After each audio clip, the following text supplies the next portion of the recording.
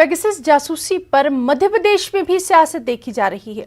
वज़ीर आला शिवराज सिंह ने कांग्रेस को तनकीद का निशाना बनाया और कहा कि जासूसी करना और मुल्क के वक़ार के साथ कांग्रेस पार्टी के कदावर लीडरान को निपटाने की कांग्रेस की रिवायत रही है।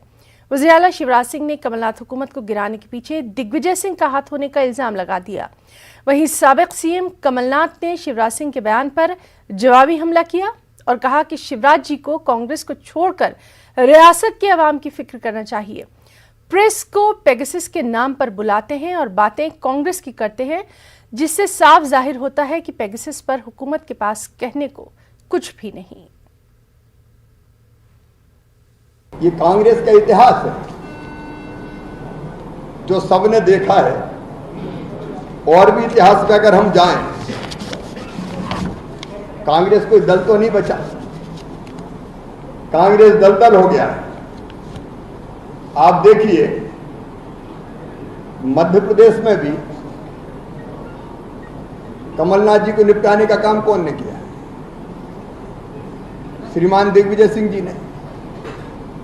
एक एक पल की जानकारी रखते थे और पीछे से सरकार भी खुद ही चलाते थे।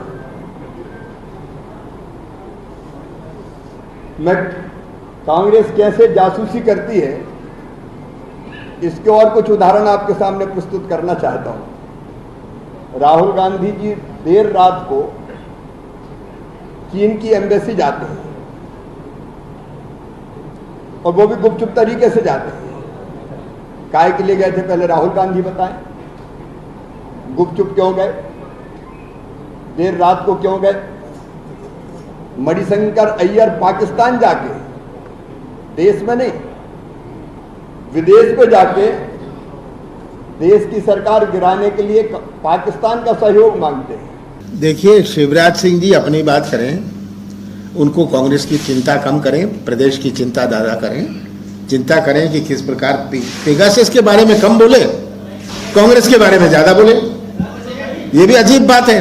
आप बैठे पेगासस की बात करने के लिए और बात करने लग गए कांग्रेस की, तो ये साफ साबित होता है कि इनको कहने लायक कुछ नहीं है।